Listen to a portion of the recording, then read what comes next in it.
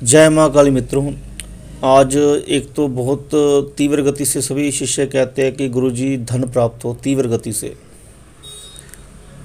तो तीव्र गति से धन ज़्यादातर तामसिक साधनों में जल्दी प्राप्त होता है, सात्विक साधनों में भी होता है, पर सात्विक साधनों में आप जो है कुछ सात्विक चीज़ें होते हैं जो आप जिनका ध्यान रख नहीं पाते। जैसे आप ब्रह्मचर्य नहीं रख पाते, आपको चीज़ों का मांस मच्छी खाने का दिल करने लग पड़ता है, या फिर किसी न किसी कारण जो है आप उन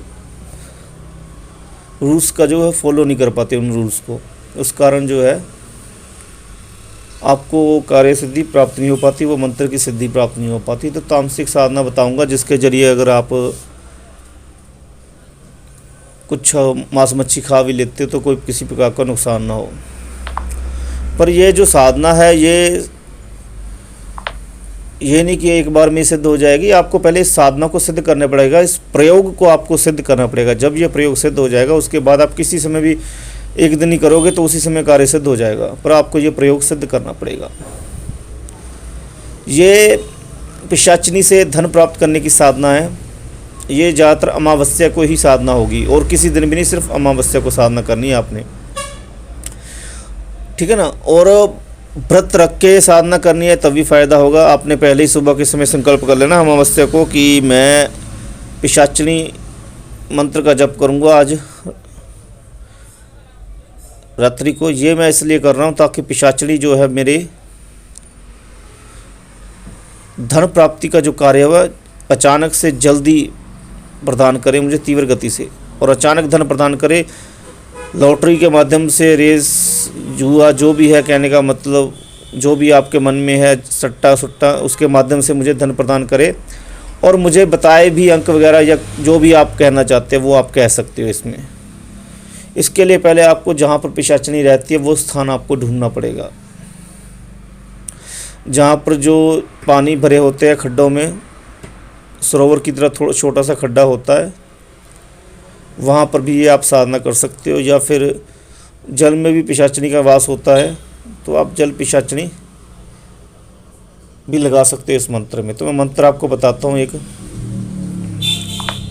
ओम त्रीम त्रीम पिशाचिनी आकस्मिक धन देहि देहि त्रीम त्रीम ओम। इस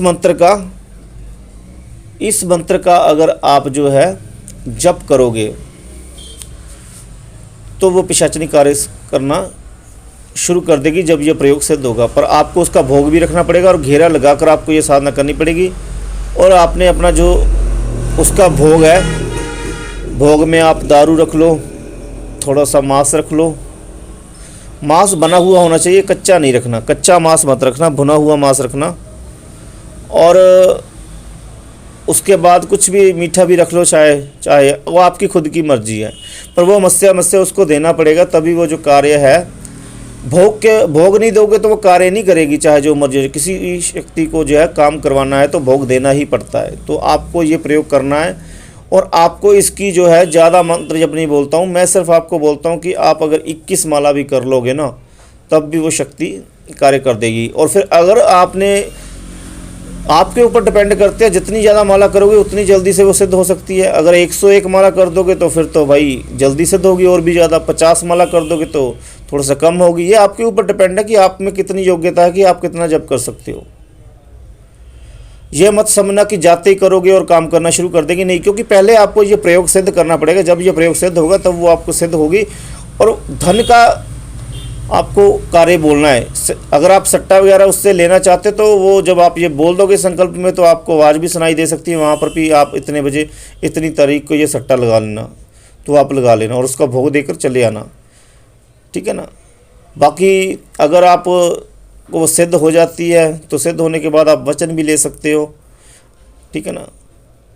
अदृश्य रूप में भी धन प्रदान कर सकती है, ज़रूरी नहीं आपको सट्टा प्रदान करे। आपको रास्ते में गिरा हुआ धन भी मिल सकता है, कहीं किसी भी कार्य से आपको प्रॉफिट हो सकता है, ठीक है ना। ये आपको समझना पड़ेगा कि किस प्रकार से वो आपको प्रदान कर रही है। ये प्रयोग कीजिए। इसमें ज़्यादा सामान की जरूरत नहीं है। हाँ, धूप वगैरह और सेंट की अगरबत्ती जरूर लगा लेना, पर सुरक्षा कवच होना बहुत ज़रूरी है। हर साधना में सुरक्षा कवच होना जरूरी है। गुरु के निर्देश में साधना करें, बिना गुरु के बिल्कुल भी साधना करें, क्योंकि तामसिक साधनाओं में जान का रिस्क ज़्यादा होता है।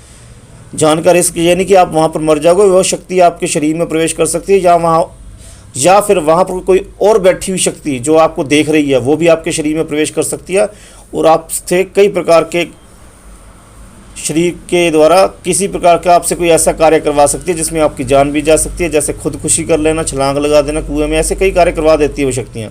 तो सुरक्षा कवच बिल्कुल होना चाहिए। और जो माता जी की 1 साल से साधना कर रही हैं, 101 माला 150 माला, वो तो ये कर सकते हैं, बिल्कुल कर सकते हैं। और जिन्होंने खप्पर वाला मंत्र भी रखा है और शनिवार का व्रत भी रखा है, वही ये साधना कर सकती है, जो मेरे शिष्य हैं, ठीक है ना। तो अनुमति लेकर करें ये साधना, ऐसे ना करें। और दूसरी बात,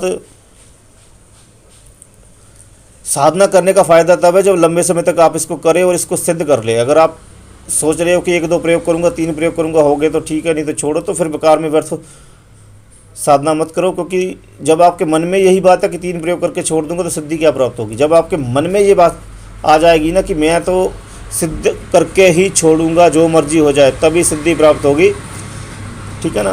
बाकी कोई भी प्रयोग उठा लो, बस एक प्रयोग के पीछे लग जाओ, उसको सिद्ध करो पहले, उसके बाद बाकी साधनाओं के पीछे भागो, ठीक है ना। मेरा काम है आपको ज्ञान देना, वो मैं आपको ज्ञान देता हूँ, ठीक है ना। आगे भी आपको वीडियो मिलते रहेंगे। अभी मैं थोड़ा सा साधना, मेरी पूरी साधना को थोड़ा सा मैंने विराम दिया है, तो अभी मैं वीडियो अपलोड करूँगा, उसके बाद फिर से साधना स्टार्ट हो जाएंगी, तो फिर समय कम लगेगा। हाँ, मैसेज कर दिया करो।